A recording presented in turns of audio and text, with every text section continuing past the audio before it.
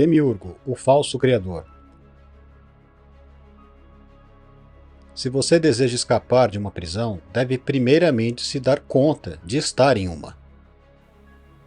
E se tudo o que te disseram desde a infância sobre o mundo, seu sofrimento e seu caos, fosse uma inversão deliberada, criada para sequestrar sua percepção e te prender a outra coisa? E se o Deus a quem mandaram você rezar não fosse a fonte verdadeira, mas um impostor, um arquiteto falso tecendo a prisão da qual você nunca deveria escapar? Você sempre sentiu aquele saber silencioso de que algo não se encaixa, de que por mais que jogue conforme as regras, o jogo está viciado, que o sofrimento, a divisão e a ganância não combinam com a ideia de uma perfeição divina. Mas você não está só. Os gnósticos deram nome a esse engano, o demiurgo, manipulador do reino material, obcecado por controle, um falso criador, um carcereiro disfarçado de rei, mascarando-se de Deus verdadeiro. Mas aqui está o que tentaram desesperadamente esconder. O poder dele existe pela sua ignorância, pela separação da sua fagulha divina, pelo seu sono. Para manter isso, Demiurgo engendrou a realidade como um grande labirinto que se repete vida após vida até que você aprenda a ver. Então, se prepare. Vamos erguer o véu sobre a história proibida e escritos antigos que expõem esse falso Deus, textos que igrejas e impérios tentaram enterrar. Seguiremos os sussurros de sábios e gnósticos que ousaram falar contra a mentira cósmica e entenderemos por que a humanidade caiu sob a garra desse criador enganoso que há milênios mantém o poder na Terra. Para entender o Demiurgo, é preciso sair da história oficial e entrar num arquivo sombrio, deliberadamente oculto aos olhos humanos. Muito antes das religiões tardias, colégios de mistérios se espalhavam pelo Egito, Grécia, Pérsia e o Levante, a área onde a sabedoria existia. Não eram curiosidades antigas, guardavam um conhecimento perigoso. Visível não é a realidade mais alta, e o Deus deste mundo não é a fonte última. O termo demiurgo vem do grego demiurgos, que significa artífice. Em Platão aparece como um artesão cósmico neutro, modelando o caos em ordem.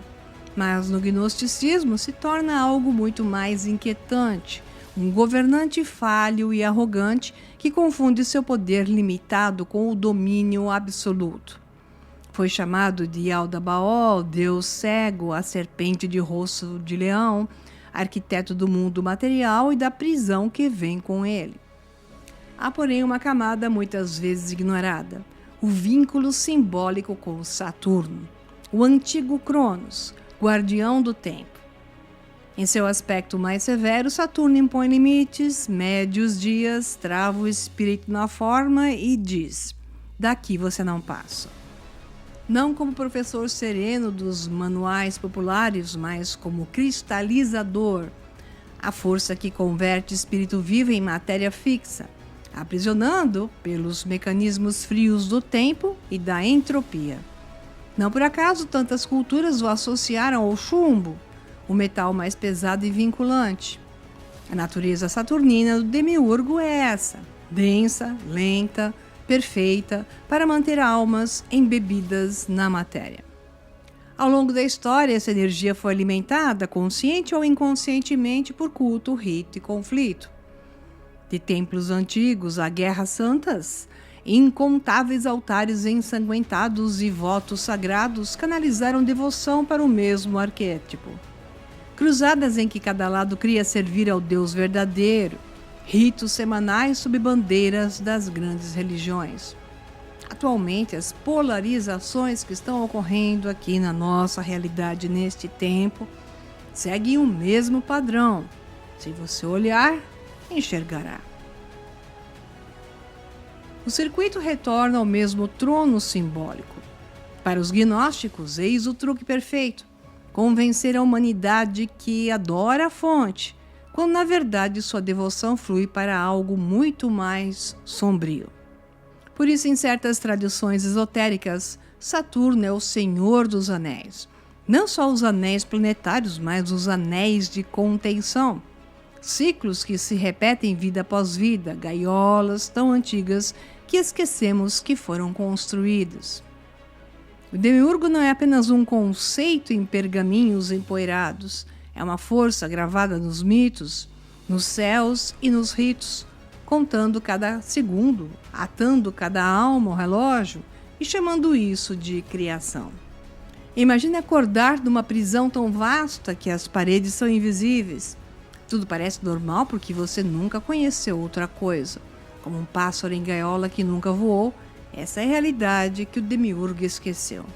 Os gnósticos o descreveram como entidade e sistema. Portanto, não é um ser num trono cósmico. É uma arquitetura de um sistema operacional falso, instalado sobre sua consciência, rodando em segundo plano, editando o que você deve e pode perceber, pensar e até imaginar. Aqui a natureza saturnina fica nítida. Cronos é o senhor do tempo. E no nível espiritual, o demiurgo opera uma entropia ao avesso. Em vez de dissolver, cristaliza. O vivo muda, o cristal fica preso. O demiurgo usa esse princípio como tecnologia metafísica, desacelerando a consciência até a tornar rígida e fixa. Cada repetição de ciclos, nascimento, sofrimento, distração, morte, adiciona uma camada ao cristal. Cada crença aceita sem exame se torna a nova face polida. No físico é materialização, no espiritual calcificação, o selamento da alma na forma, até ela esquecer que já foi luz. A prisão é feita de padrões, estações da vida, ascensão e queda de impérios, lições espirituais que retornam com novas máscaras. Os arcontes agentes do sistema mantêm o gradeado, reforçam a rede cristalina para que, por mais que você vague, nunca cruze os limites. O demiurgo não controla só correntes, controla por histórias. Por milênios deram à humanidade uma imagem de Deus à sua própria imagem, autoritário, ciumento, obcecado por obediência. Leis menos sobre verdade e mais sobre hierarquia, prêmios por submissão, terror por desafio. Mas e a beleza do mundo? O pôr do sol, a música, o amor? Os gnósticos responderiam: isso não é obra do falso, é resíduo da fonte ainda cintilando na matéria, ouro preso na rocha. É a sua fagulha divina, aquilo que o demiurgo não consegue apagar. Por isso, a batalha não se trava nos céus, mas na consciência. Cada vez que você percebe que não é os rótulos, medos e papéis impostos, você retoma território do falso criador. O demiurgo prospera com identificação. Eu sou esse corpo, essa aparência, esse status, o que eu possuo, meus fracassos. Quando isso quebra, surgem as fissuras do cristal. Ele sabe que o despertar se espalha como fogo.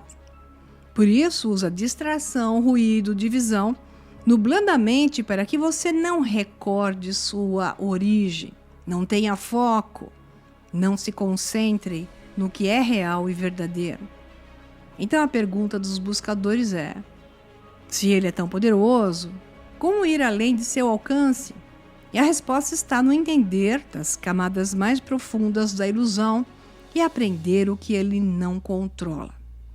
Para escapar é preciso ver as grades, mas aqui elas são feitas de percepção. A arma suprema do demiurgo é a inversão, transformar o falso em sagrado e o sagrado em perigoso, fazer você temer a vereda que te libertaria e adorar as correntes que te prendem. Na realidade mais alta, criar é emanar, transbordamento de amor e unidade da fonte, sem barganha, sem coação. No reino do demiurgo tudo é condicional. Contratos, castas, punições. A estrutura do mundo repete a mente do arquiteto, rígida e controladora, territorial. E ele raramente age sozinho. Como um rei com sua corte, o demiurgo possui seres de segunda ordem, extensões de si, sem centelha divina, forjados na sua própria oficina. Os gnósticos os chamaram de arcontes. Em linguagem moderna, são agentes do sistema, formas, pensamento, inteligências parasitárias ou instituições que aparentam benevolência enquanto servem à máquina. A escola que condiciona a obediência cega, a autoridade religiosa que exige fé num Deus ciumento, o teatro político que finge oposição enquanto alimenta o mesmo circuito saturnino. Nós o reconheceríamos como nodos arcontais. E por não terem a centelha, não criam, só imitam, reciclam, extraem. Buscam a sua força vital, atenção, devoção, emoção, capacidade de manifestar. Provocam medo e indignação porque cada gota que você derrama alimenta seu mundo. Alguns, porém, vestem a máscara de luz. Experiências místicas vendem visões, milagres que te mantêm dependente de salvadores externos em vez de acender sua ligação direta com a fonte. As camadas mais profundas da armadilha não são feitas só de trevas, são tecidas de luz falsificada. A chave é discernir. A liberdade não vem de derrotar o demiurgo no campo dele. Aqui tudo tende à vitória dele. O caminho é elevar-se acima do seu alcance. E para isso, você necessita lembrar, recordar. Eis o ponto. O demiurgo lá fora tem um espelho aqui dentro. No cosmos, é o arquiteto da rede cristalina. Na sua vida, aparece como o ego, a força que te estrutura a sua realidade por rótulos, medos e apegos. Quando você se confunde com as máscaras que foi doutrinado ou seduzido a carregar, serve ao demiurgo de dentro para fora. Os gnósticos falavam da centelha divina ainda acesa em você. O ego é a crosta ao redor dela. O endurecimento que anos de programação e feridas criam. Quebre a crosta e a luz atravessa. O demiurgo cósmico e íntimo fará tudo para mantê-la intacta, a tal crosta. O primeiro ato de libertação é notar, dar-se conta, perceber quando os pensamentos vêm do medo, da competição, da validação, de toda a maquinação que foi imposta a você e você a aceitou achando que era legal. Não é a voz da alma, é a voz do carcereiro interno. Quanto mais você observa sem obedecer, mais fraca fica a garra. Comece o dia em silêncio por alguns minutos. Feche os olhos e sinta a centelha no peito. Não como metáfora, mas como realidade viva. Essa é a parte que o demiurgo não toca. Sinta expandir, dissolvendo o falso eu, queimando os scripts emprestados. Na vida diária, pratique a não aliança com os valores falsos deste reino. Obviamente, para saber a diferença, você necessitará jogar fora o que aprendeu e adquirir conhecimento verdadeiro. O demiurgo externo diz que valores é igual status, posse, aprovação. O interno repete a mesma mentira com a sua voz. Seu poder está em não morder a isca. E novamente, para isso, você precisa de conhecimento. Sem ele, é impossível comparar e discernir. Então, o objetivo não é matar o ego, e sim retirá-lo do trono. Deixe-o virar ferramenta, não o Senhor. É isso que significa estar no mundo sem ser do mundo. Navegar os sistemas do falso criador sem deixar que eles definam quem você é. E fique atento ao laço sutil. Ser desperto também pode virar identidade do ego. Muitos fazem isso e acabam amarrando outros que se julgam despertos. Quando isso acontece, o demiurgo só troca de máscara, o que temos em grande escala. Uma prática simples e poderosa: inverta o olhar. Em vez de reagir ao mundo, volte a atenção para dentro e pergunte: quem é que está aqui consciente? Quem é o que é que eu estou fazendo para estar consciente? Enxergando a grande manipulação. E descanse aí. Nesse lugar o ego se cala e o demiurgo externo e interno perde a voz. O falso criador moldou o cenário onde você caminha, escreveu regras que quase todos seguem sem questionar e se escondeu atrás de nomes sagrados, ilusões belas e o conforto do hábito, além de muita confusão e informações que apenas causam caos em sua mente. Para a maioria isso basta. Mas você já ouviu sussurros? Talvez o Deus ensinado, esse que nos contaram, que está nas religiões da Terra, não seja a fonte. Talvez o sofrimento daqui não seja a vontade divina, mas o subproduto de um arquiteto falho, de uma arquitetura daqueles que têm poder nesse mundo, tentando imitar a perfeição ou se fazendo valer por ela, e talvez haja algo mais alto além do véu. Os gnósticos arriscaram tudo para transmitir isso. Sabiam que se uma única alma recordar, a ilusão começa a ranger, porque o poder do demiurgo depende totalmente do esquecimento. Quando você lembra, o controle trinca. E aqui está a chave. Os regentes desse reino são chamados de senhores do karma. Karma não é justiça mística, mas o peso do passado.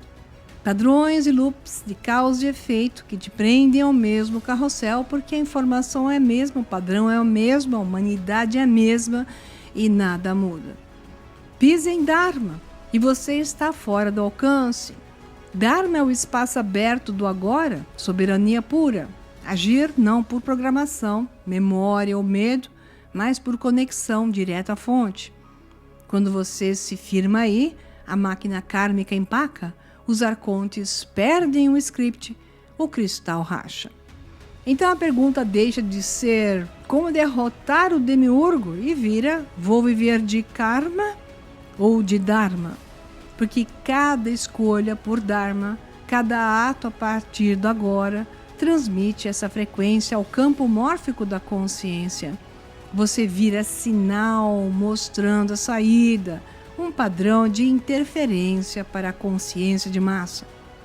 E aqui entra a memória primordial, que antecede o rótulo gnosticismo e o cristianismo, então dizendo na Grécia que tínhamos a famosa frase: homem, conhece-te a ti mesmo, já apontando que a libertação é interior.